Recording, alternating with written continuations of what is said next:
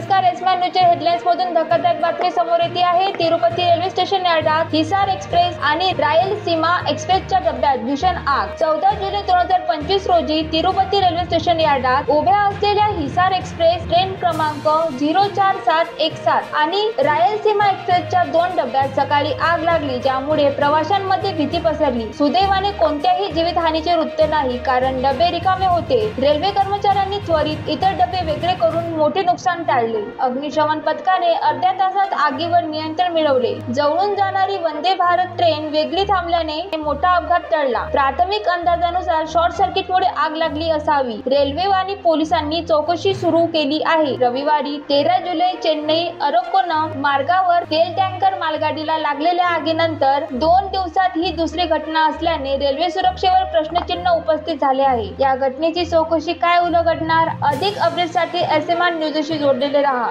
धन्यवाद।